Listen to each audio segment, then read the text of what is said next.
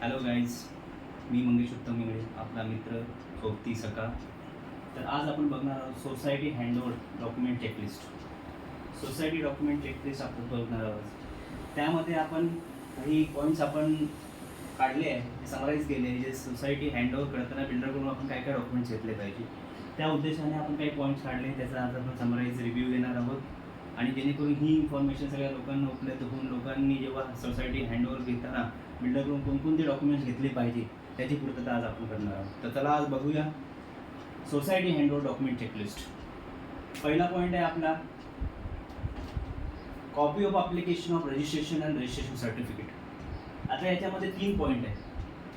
3 पॉईंटमध्ये आपण विचार करणार आहोत की सगळ्यात पहिला सोसायटी जेव्हा फॉर्म होते, सोसायटी फॉर्म होण्यासाठी मेंबर्स लागतात, त्याची काही सभासद फी असते. जे बिल्डर जेव्हा तुम्ही बुकिंग करायला जाता तेव्हा स्टार्टिंगला तुमच्याकडून ते पैसे घेतलेले जातात. ते पैसे एक्झॅक्टली 500 रुपये शेअर सर्टिफिकेटचे असतात, ही सभासद फी असते, आणि 100 रुपये रजिस्ट्रेशन फी असते. असे 600 रुपये तुमच्याकडून घेतले जातात आणि त्या पद्धतीने एक अकाउंट ओपन केलं जातं. बँक अकाउंटमध्ये 2,500चं चलान डिपॉझिट करून ते डिपॉझिटचं चलान तुम्हाला रजिस्टर सहनिबंधक जो असेल तिथे जाऊन ते त्या फॉर्ममध्ये सबमिट करायला लागतं आणि त्यानंतर एक चीफ प्रमोटरचं अकाउंटसुद्धा ओपन करावं लागतं. चीफ प्रमोटरचं अकाउंटमध्ये तुमचे 600 रुपये डिपॉझिट केले जातात आणि त्या अकाउंटची डिटेल्स घेऊन इथे तुम्हाला सोसायटी रजिस्ट्रारकडे जाऊन तुम्हाला सोसायटी रजिस्ट्रेशन सर्टिफिकेट मिळवावं लागतं. ही स्टार्टिंगची जी प्रोसिजर, सोसायटी फॉर्म करणं, ते रजिस्टर करणं, हे सगळं बिल्डर करून देतो. त्यासाठी चीफ प्रमोटर पण नेमला जातो. त्या अकाउंटनी चीफ प्रमोटरच्या नावाने हे अकाउंट ओपन केलं जातं आणि सहकारी बँक जिथे असेल, TDCC बँक किंवा जिल्हा मध्यवर्ती बँक ज्या असतील सहकारी बँकेतल्या खात्या, तिथे 2,500चं चलान डिपॉझिट करून तिथे एक फॉर्म असतो, सोसायटी रजिस्ट्रेशन मेंबरशिपचा फॉर्म असतो. त्या फॉर्ममध्ये सगळे सभासद, जेवढी बिल्डिंगमध्ये सभासद जेव्हा स्टार्टिंगला बुकिंग करतात त्यांच्या नावासकट तिथे फॉर्म फिलअप करून देऊन तिथे रजिस्ट्रेशन सर्टिफिकेटसाठी अप्लाय केलं जातं आणि त्यानंतर त्याची पडताळणी करून जो पण सहाय्यक निबंधक असेल तो निबंधक व्हेरिफिकेशन करून तुम्हाला सोसायटी रजिस्टर करून देतो. तर ही स्टार्टिंगचे 3 पॉईंट याच्यामध्ये आपण कव्हर केले. Copy of application and registration certificate, challan for amount credited into 2,500 जे आपण डिपॉझिट करतो हे आपल्याला वन टाईममध्ये डिपॉझिट करायला लागतं. त्यानंतर चीफ प्रमोटरचं अकाउंट ओपन करायला लागतं. हे 3 पॉईंट आपण इथे कव्हर केलेले आहेत. चौथा पॉईंट आहे, जेव्हा आपण बिल्डरकडून अकाउंट स्टेटमेंट घेतो तिथे रिसिप्ट पेमेंट अकाउंट आपल्याला घेणं खूप गरजेचं आहे आणि त्यांची पोझिशन लिस्ट, जे जे मेंबर्स आहेत त्यांचे पोझिशन लिस्ट आपल्याला घेणं, त्यांचे डेट्स घेणं, खूप व्हेरीफाय करणं खूप गरजेचं असतं. जेणेकरून आपल्याला स्टार्टिंग पॉईंट ऑफ व्ह्यू जेव्हा आपल्याला OC मिळते, OC मिळाल्याच्या नंतरच आपण बिल्डर तुम्हाला पोझिशन द्यायला सुरुवात करतो. त्यावेळी त्यांचे डेट्स तुमच्याकडे तो रेकॉर्ड असणं गरजेचं आहे. जेणेकरून ज्या पोझिशनपासून तुम्ही मेंटेनन्स चालू केला ते जेव्हा बिल्डर तुम्हाला हँडओव्हर देतो तोपर्यंतचा जो पिरियड आहे, जे मंथ्स आहे, ते कॅल्क्युलेट प्रॉपर दिले का त्यांनी, त्या पद्धतीने मेंटेनन्स कलेक्ट केला आहे का, त्यासमोरच खर्च आहे का, त्याचे बिल्स व्यवस्थित आहे का, पेटी कॅशमधून काय खर्च केला ते व्हॅलिड आहे का, आणि जे खर्च केले ते व्हॅलिड आहे की नाही ते क्रॉस व्हेरिफिकेशन करूनच तुम्ही बिल्डरकडून हँडओव्हर घ्यावं. त्याच्यानंतर हा जो रिसिप्ट पेमेंटचा अकाउंट आहे तो तुम्हाला एकदम क्रॉस चेक करायचा, 100% क्रॉस चेक करायचं. बिल्स, बिल्डर कोणताही बिल्डर तुम्हाला हँडओव्हर देताना बिल्स वगैरे प्रॉपर्ली देत नाही. तर हा पॉईंट खूप इम्पॉर्टंट आहे. तुम्हाला त्यावेळी बिल्डरकडून जेव्हा तुम्ही स्टेटमेंट ऑफ अकाउंट मागणार तर रिसिप्ट पेमेंट अकाउंट त्यांना मागायचे, आणि ते पण verified by the chartered accountant, आणि ते व्हेरीफाय केल्याच्या नंतर तुम्ही हँडओव्हर घ्यायचं. आणि तो तुम्हाला तुमच्यातले पण कोणी समजा कोणी नसेल तर सर्टिफाईड पॅनलचे जे ऑडिटर असतात, गव्हर्नमेंट सर्टिफाईड ऑडिटर असतात, त्यांच्याकडून पण प्रिपेअर केलं तरी चालते, अशातला भाग नाही. पण ते प्रॉपर व्हेरिफिकेशन करूनच receipt payment account, possession dates record हे आपण घेतलं पाहिजे. त्याच्यानंतर आहे sale of deed. Sale of deed हा असा कागदपत्र असतो जो लँड ओनर आणि बिल्डर यांच्यामध्ये एक डॉक्युमेंट बनतं, सेल डीड बनतं, जे रजिस्टर्ड असतं. ते डीड तुम्हाला बघणं गरजेचं आहे. त्याच्यानंतर development agreement. Development agreement exactly काय होणार, एक जो शेतकरी किंवा असेल किंवा तिथला लँड ओनर असेल तो काय करणार, त्याचा जो जागा आहे, त्याची जी जागा आहे ती सेल करणार किंवा त्या दोघांमध्ये ॲग्रीमेंट बनणार. त्याच्यामध्ये जेवढे काही फ्लॅट्स असतील त्याचं सेटलमेंट होणार. बाटा टाईपमध्ये काही सेटलमेंट असेल तर सेटलमेंट, त्याला काही समजा 100 फ्लॅट असेल तर त्याच्यात 25 फ्लॅट तो स्वतः देणार किंवा कॅशमध्ये देणार, जे काय असेल अकाउंटला देणार, आणि बाकीचे तो डेव्हलप करणार आणि स्वतः सेल करणार. तर एक डेव्हलपमेंट ॲग्रीमेंट तुम्हाला बघण्याचं आहे, जे लँड ओनर आणि फिल्टरमध्ये जे झालंय ते डेव्हलपमेंट ॲग्रीमेंट पण तुमच्याकडे असणं गरजेचं आहे. त्याच्यानंतर आहे पॉवर ऑफ अटर्नी. जेव्हा जेव्हा बिल्डिंग डेव्हलप करतो आणि फ्लॅट सेल आउट करायला चालू करतो, त्यावेळी पॉवर ऑफ अटर्नी जो आहे ती कुठल्या तरी पर्टिक्युलर माणसाला तो देतो, जेणेकरून प्रत्येक वेळी त्याला रजिस्ट्रेशन यायला जमत नाही, कारण की त्याचा वॉश बिझनेस असल्यामुळे तो बिझी शेड्यूल असतो. तर तो काय करतो, एक पर्टिक्युलर त्यांच्याच म्हणजे विश्वासातल्या माणसाला एक पॉवर ऑफ अटर्नी देतो. समजा फॅमिली बिझनेस असेल, समजा त्याचे पप्पा असतील, तो काय त्याच्या मुलाला देणार, त्याला पॉवर ऑफ अटर्नी एक राईट्स मिळतो. तो रजिस्ट्रेशनला जाऊन तिथे तुमच्याबरोबर जाऊन जेव्हा ते रजिस्ट्रेशन असेल तेव्हा तो येऊ शकतो. त्याच्याकडे पॉवर असते, तो त्याला सायनिंगची ऑथॉरिटी असते बिहाफ ऑफ द बिल्डर. त्याच्यानंतर एनए ऑर्डर. जो प्लॉट आहे त्याला एनए केला आहे का याची पडताळणी करण्यासाठी एनए ऑर्डर पण असली पाहिजे. विदाउट एनए ऑर्डर तुम्ही कोणतीही प्लॉट डेव्हलप करू शकत नाही, कारण की शेतीची जमीन असेल तर त्याला एनए करणं खूप गरजेचं असं. एनए केल्यानंतरच बिल्डिंग तुम्ही ती किंवा डेव्हलप करू शकता. जी पण प्रॉपर्टी आहे, सँक्शन प्लॅन, जी पण प्रॉपर्टी आहे त्याचं प्रॉपरली, जी पण नगरपालिका आहे, नगर परिषद आहे, ग्रामपंचायत असेल किंवा म्युनिसिपल कॉर्पोरेशन असेल, त्यांना सँक्शन प्लॅन असणं गरजेचं आहे. कारण की त्या पर्टिक्युलर प्रॉपर्टीचा एक टोटली स्ट्रक्चर असा सँक्शन प्लॅन तुमच्याकडे असणं पाहिजे की मी इथे असं A wing, A B C wing मला डेव्हलप करायची आहे. तर त्या ए बी सी विंगचं स्ट्रक्चर टोटल सँक्शन प्लॅन तुम्ही अप्रूव्हल करणं. स्टार्टिंगला एमओए असतो, तो एमओए पण सँक्शन करावा लागतो.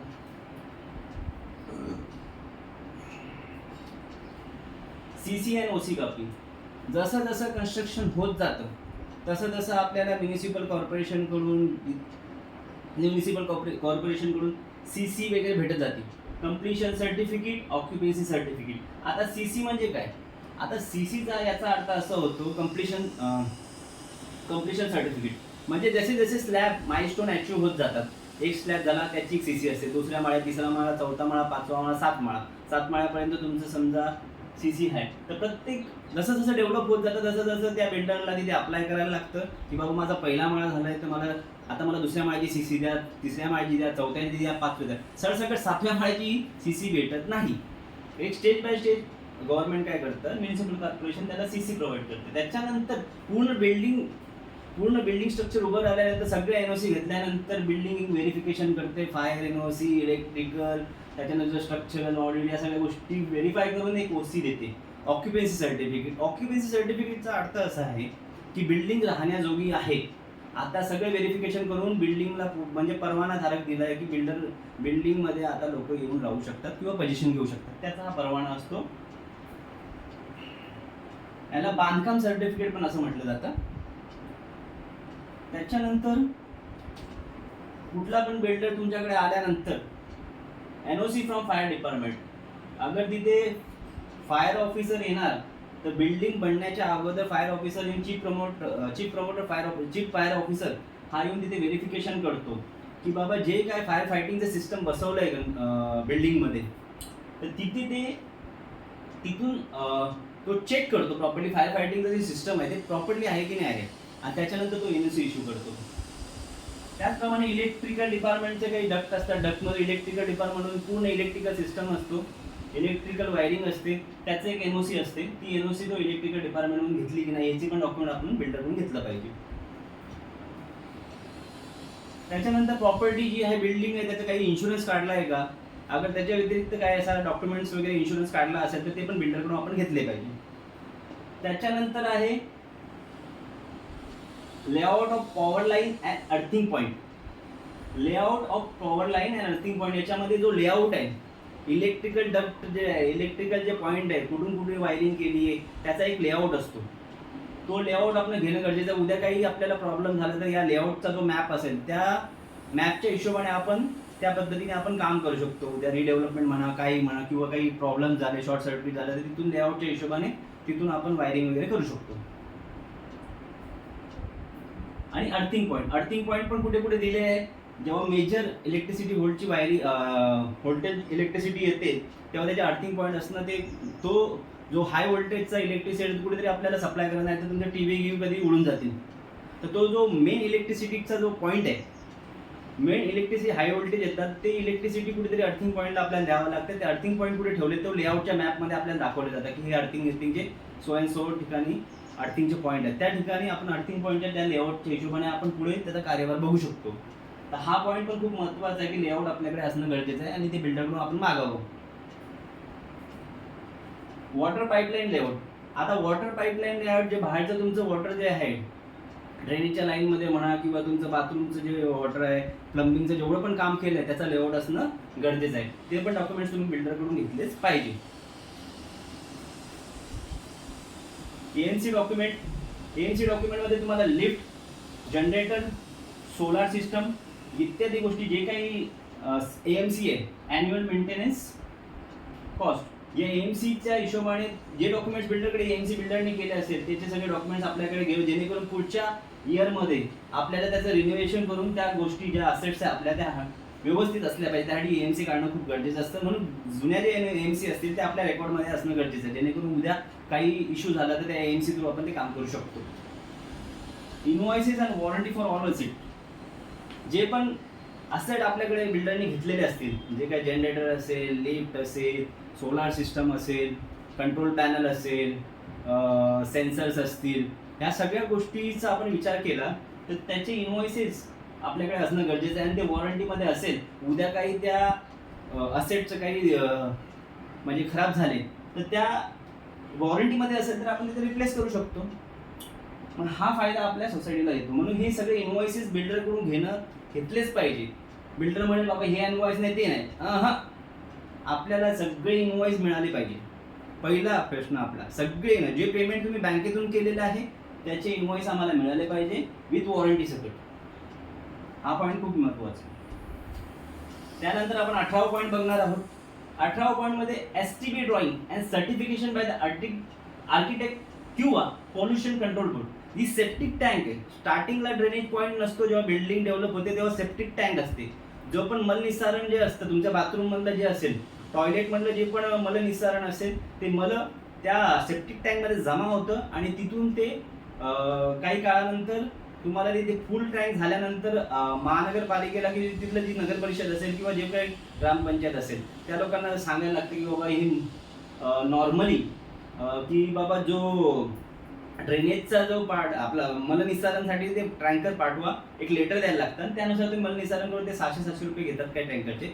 त्या हिशोबाने आपल्याला ते मलनिस्सारण काढून आपल्याला ते टाकून देतात. ते मलनिस्सारण घेणार, टँकरमध्ये भरणार, पाईप टाकून काढणार, ते पुन्हा सेप्टिक टँकमधून बाहेर फेकून देणार.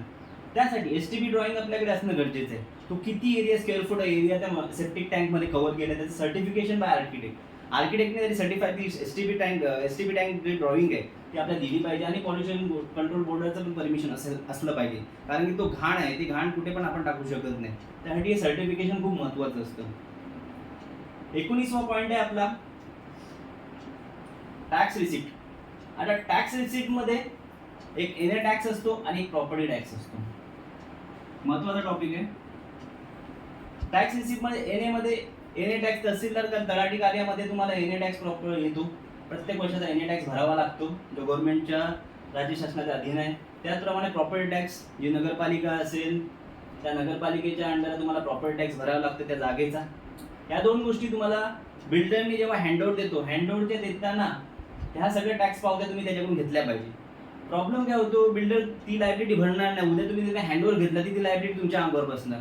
मग परत तुम्ही त्याच्याकडे जाणार, मीटिंग घेणार, तो तुम्हाला प्रॉपर्टी आन्सर नाही करणार. त्यावेळी काय होतं, मग त्यावेळी असं होणार की ती लायबिलिटी तुमच्या अंगावर जाते आणि अल्टिमेटली सोसायटीला पे ऑफ करायला लागते. अल्टिमेट जेव्हापर्यंत बिल्डरच्या ताब्यात आहे तोपर्यंत बिल्डरनी भरायलाच पाहिजे आणि त्याच्यानंतर जेव्हा सोसायटी हँडओव्हर देते तर सोसायटीने भरायला पाहिजे. असा नॉर्मली अलिखित नियम आहे. त्याच्याच प्रमाणे बिल्डिंग स्ट्रक्चर ब्लूप्रिंट. बिल्डिंग पूर्ण डेव्हलप झाल्यानंतर डेव्हलप व्हायच्या अगोदर एक बिल्डिंगचं ब्लूप्रिंट असते, त्याला स्ट्रक्चरल प्रिंट म्हणतो आपण.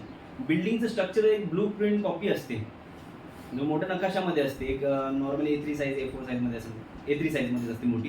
तर ती त्याच्यामध्ये प्रॉपर्ली ड्रॉइंग्स असते की बाबा बिल्डिंगचं स्ट्रक्चर कसं आहे, ज्या पद्धतीने अप्रुव्हल प्लॅन घेतला आहे, जो पण अभियंता असेल त्या अभियंताकडून, आर्किटेक्ट असेल नगरपालिकेचा त्याच्याकडून आपण स्ट्रक्चरल ब्लूप्रिंट कॉपी तो अप्रुव्हल असतात आणि ह्या ब्लूप्रिंट ऑफिसची कसं आहे, याचं रिव्हिजन करायचं असेल तर परत तुम्हाला अप्रुव्हल घ्यायला लागते. मग त्यासाठी तुमच्याकडे फायनल बिल्डिंग स्ट्रक्चर ब्लूप्रिंट असणं गरजेचं आहे. ते बिल्डरकडून तुम्हाला घ्यायलाच पाहिजे. उद्या काही इश्यू असतील तर तुम्ही आर्किटेक्टला जाऊन ते समजून घेऊ शकता. या पद्धतीने आज आपण ते समराईज केलं टोटली की सोसायटी हँडओव्हर करताना, सोसायटी हँडओव्हर घेताना बिल्डरकडून कोणकोणते डॉक्युमेंट्स घेतले पाहिजे याची आज आपण सविस्तर माहिती घेतलेली. तुम्हाला याच्याबद्दल काही डाऊट्स असतील तर तुम्ही मला फोन करू शकतात. मी आपल्या कमेंट बॉक्समध्ये माझा मोबाईल नंबर सुद्धा तुम्हाला देईन. या पद्धतीने बिल्डरकडून हँडओव्हर घेताना हे सगळ्या पॉईंटची चेकलिस्ट तुमच्याकडे असलं पाहिजे. त्याचप्रमाणे आपले जे बँक स्टेटमेंट आहे, बिल्डरनी त्याच्या अकाउंटमध्ये मेंटेनन्सचा पैसा घेता कामा नये. एक वैयक्तिक मेंटेनन्स अकाउंट ओपन करावं लागतं ॲज पर रेराच्या लॉच्या हिशोबाने, रेराच्या ॲक्टनुसार. ते एक मेंटेनन्सचं अकाउंट ओपन करून, जेणेकरून त्याचा जो मेंटेनन्सचा व्यवहार आहे, मेंटेनन्सचं जे पण आहे, कारण की बिल्डरचं अकाउंटिंग वेगळं आहे आणि मेंटेनन्सचं अकाउंट वेगळे आहे. मेंटेनन्सचे जे पैसे आले त्याच्यासमोरच मेंटेनन्सचा खर्च जायला पाहिजे, जेणेकरून तुम्हाला कळेल की बाबा मेंटेनन्स हे पैसे आले, मेंटेनन्स हा खर्च झाला आणि हा बॅलन्स आहे. आणि पोझिशन रेकॉर्ड्स वगैरे स्टार्टिंगला मी सांगितलं, सोसायटी रजिस्टर फॉर्मपासून ते सोसायटी हँडओव्हर होण्यापर्यंत या सगळ्या गोष्टीची कल्पना मी तुम्हाला दिली आहे. तुम्हाला काही डाऊट्स असतील कधीही फोन करा, एनी टाईम फोन करा, मी अवेलेबल आहे. कुठल्या पण सोसायटी हँडओव्हर घेताना कोणकोणत्या गोष्टीची पडताळणी केली पाहिजे, कोणते डॉक्युमेंट्स आपण घेतले पाहिजे, या गोष्टीची आपण आज सविस्तर माहिती बघितली. Thanks guys. पुन्हा भेटूया नेक्स्ट लेशनमध्ये. धन्यवाद.